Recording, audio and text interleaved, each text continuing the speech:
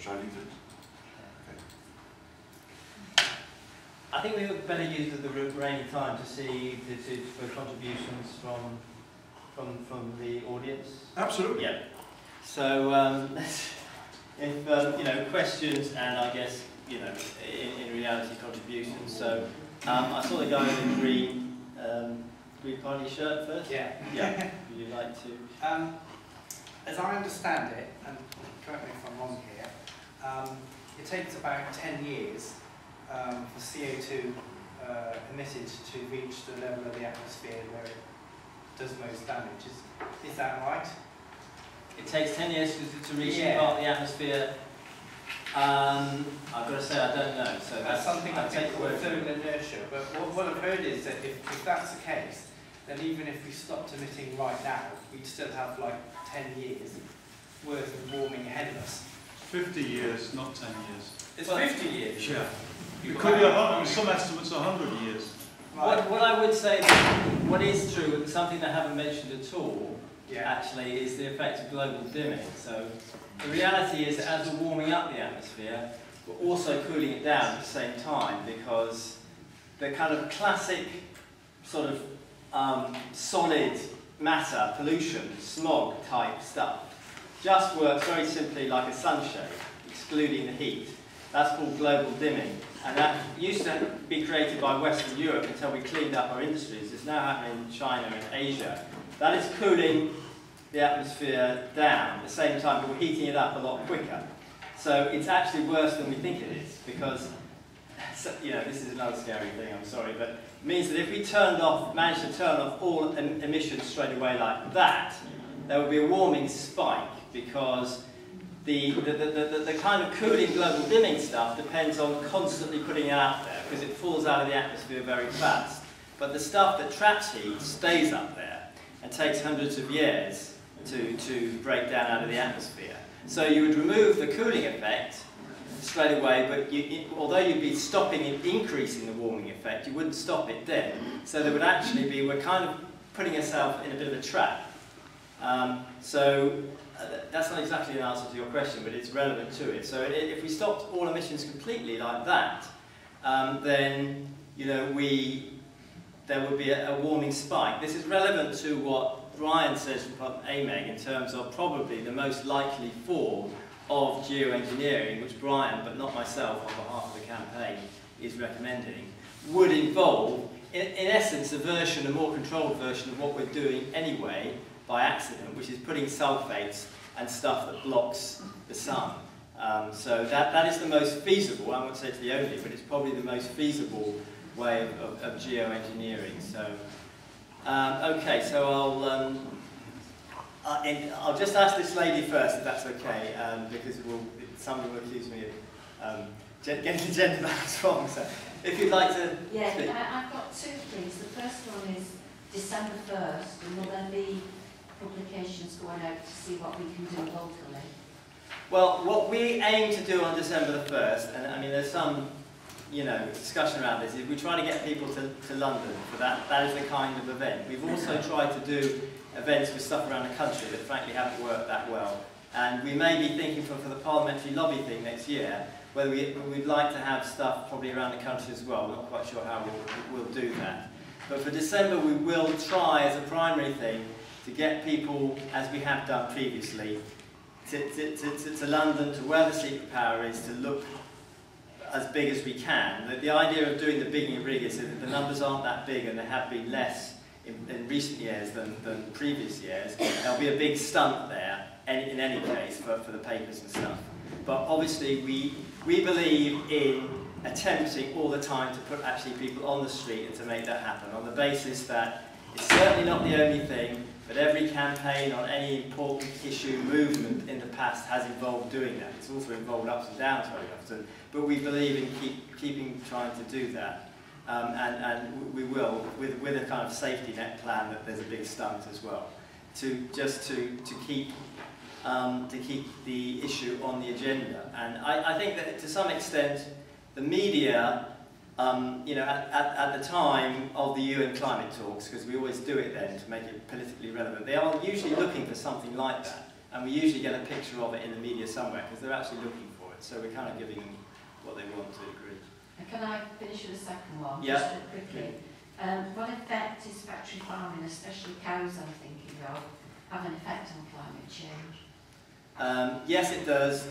I think my understanding of it, the biggest impact of livestock and so on, and it's industrial farming, is the feedstock that we import, and like soy from South America, it's a big driver of deforestation and negative land use change, and that's the biggest impact on climate change as I understand it. I couldn't very accurately quantify it versus other things, but it's very significant. Friends of the Earth had a very good campaign on that, and I think if you're concerned with that, I definitely advise you to support Friends of the Earth campaign. Yeah. Brian, I'd really like to thank you and all the work that you've been doing, particularly Professor Wadhams and Professor Salter, whose wave technology was fraudulently dismissed by the atomic industry in 1975. I remember it well. But just the background is, we've got all these models out there, and they got some things right, but one of the big things they got wrong for many years now is the ice and the sea level. They're constantly getting it wrong on that. And what they AMEG and what Wadhams are doing is they're basically just looking at the darn data and looking at what's happening, and it's continuously exceeding what the models are saying. And because it takes so long to do a model, to build a model, the model has just been, like, for years now, blown out of the water. They haven't got a clue, and that's their only source of income. That's their job, and that's what's happening. And that's why AMEG, we just had an example of that in August with the POMAS data. The models were saying, oh, the data's wrong, the data's wrong. They just got a satellite up in August. The satellite proved your data exactly right and all their models wrong. So that's continuously happening. But I'm really, really worried. I'll tell you something that's really kept me awake in the last month or two. And just to explain, your scenario is that the methane comes up from the hydrates, gets to the surface, goes into the atmosphere, and because methane is 25 times more warming than carbon dioxide, it basically cooks us alive over the course of I don't know how many years. But there are two other scenarios. One of the scenarios is that the methane gets dissolved in the ocean before it reaches the surface. That's what Hadley is saying. If that's right, and this is the question I put to you, then we don't need to have to worry about your scenario. So that's one possibility. But the other possibility, which is much more worrying, is the one I discovered from a guy called Gregory Ryskin, who's a professor of chemistry at Northwestern University. And it's the following really, really devastating scenario. And it goes something like this. The methane comes up through the ocean, and it dissolves to a point where the ocean is saturated with methane. And at that point, it only has to have one more little bubble, and it all comes up all at once, rather like champagne coming out of a bottle. It's a standard chemical reaction. That's well known. Okay. So the methane all comes up to the surface, laden with water vapor. It's heavy, so it stays on the surface. It then goes around the planet, and either by lightning or human activity, it's ignited.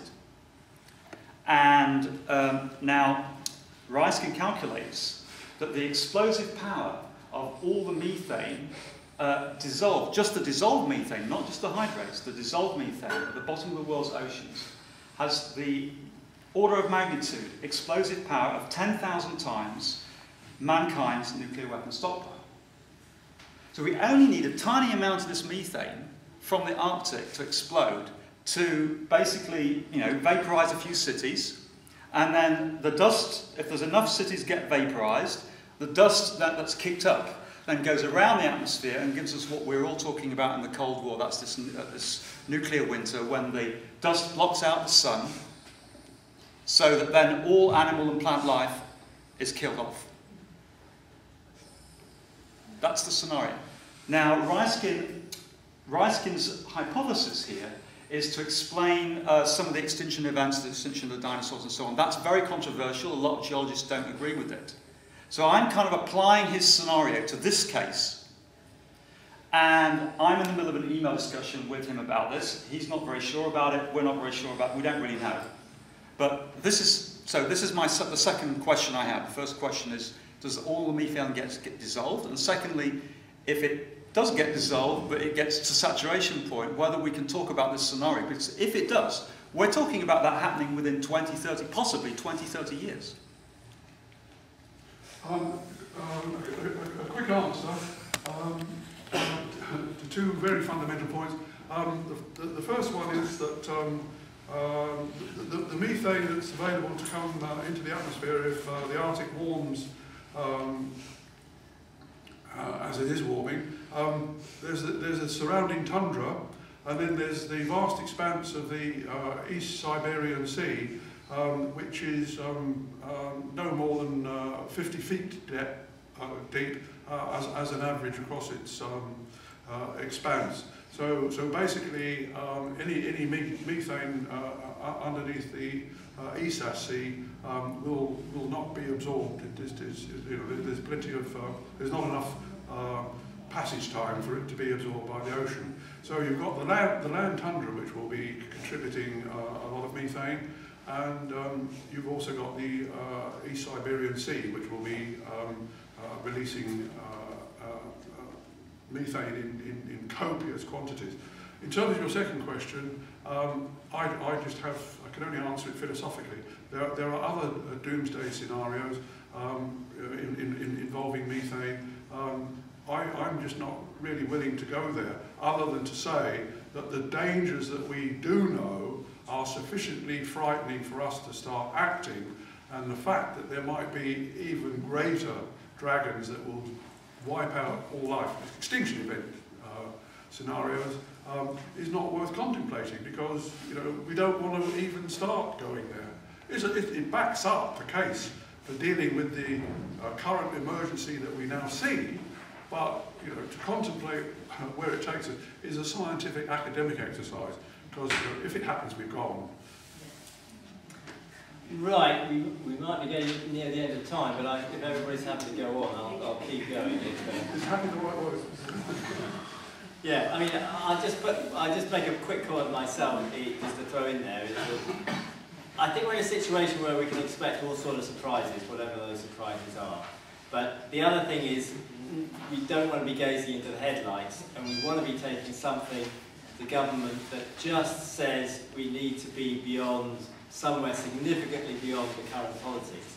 And we're kind of privileged, we're kind of elite in this room, I don't like to say that, but we understand much more about what's really happening to the world and what's going to happen than most people out there.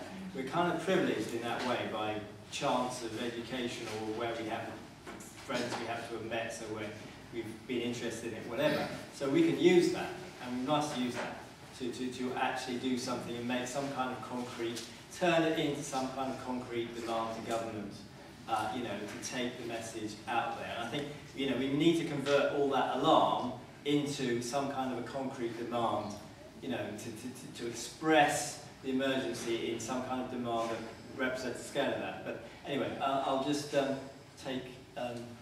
Okay, yeah, I agree totally what you were saying. We need something concrete. So, I mean, I can recommend to people, this is Hanson's book, available in Waterstones, A Rough Guide to Climate Change.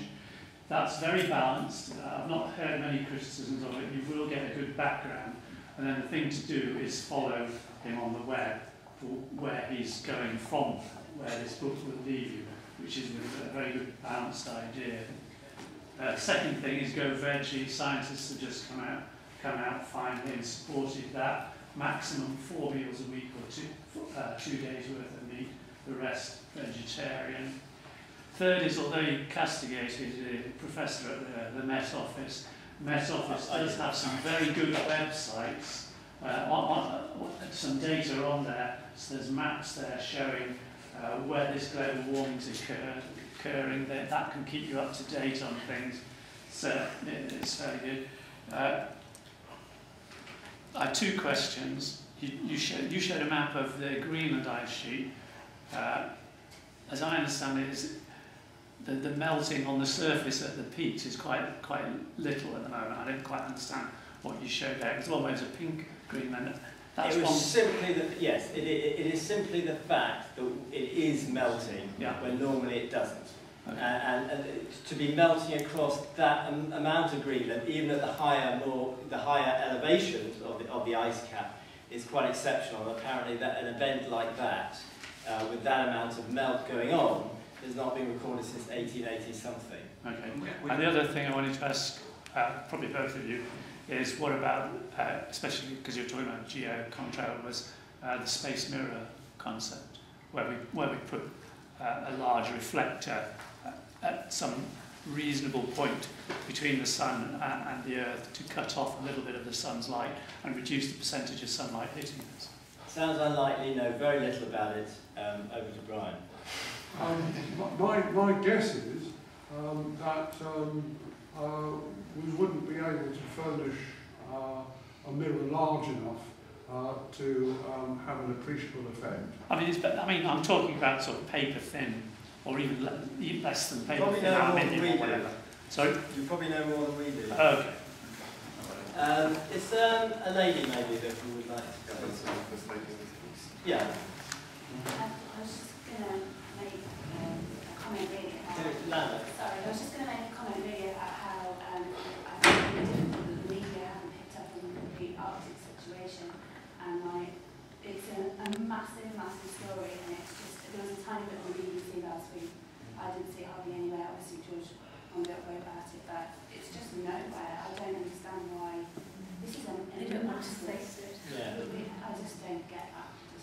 The bit on the BBC was very good. If you get to see it, it's up on the web. It's a Newsnight programme. I missed it, but I've seen at least the film bit, not the discussion, which involved Natalie, actually.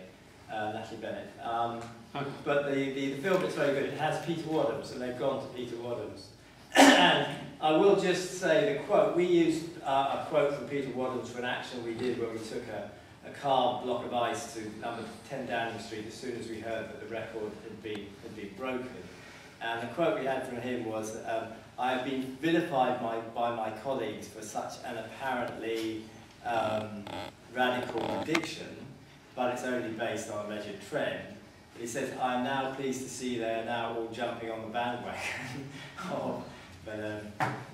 But yeah, right, absolutely, the media. What do? We do have a petition to the BBC governor that you can sign if you go to the CC campaign against climate change. Wasn't that programme last week? You can still see it on the web, the last 7 days. On the Newsnight. Still there, yeah. We've actually got it, we could show it, but I thought we'd have some interaction rather than... Phil, there's also coverage on both the Guardian and the Telegraph of the record being broken. Yeah, John Vidal. If I could just make a quick comment, Phil. When the Guardian went strong on the melting ice story, the article had a lot of comments on it, and a lot of those comments were from horrified and very angry people. So you can bet your bottom dollar that if you went out there and told this story to 100 people, at least one of them would be very, very angry and say something has got to be done. This does, the emergency of the situation does bite home to those people who can get their mind around it. The other 99% have to answer for themselves. Right, this gentleman. Can I just mention, because somebody said about talking to the new leaders, and I don't know whether this has been mentioned already, but Natalie Bennett and Will Duckworth are having a question and answer session, which is tomorrow. Why aren't they here? Why aren't they here? Yeah, I would imagine also they take that well. That's at 12:30. So if we want to emphasise to them how serious the situation is, that's the next opportunity where we can do it. The other thing is, and I didn't know this myself, public meeting Wednesday the 26th of September. Oh, in London, yes, we have a meeting on the... Has that been mentioned? With Peter Wadhams speaking And in all London. of us are motivated. Wednesday the 26th. I should have mentioned that. We have a public meeting Wednesday the 26th in London. Wednesday the 26th of this month with Peter Wadhams speaking at the Indian YMCA.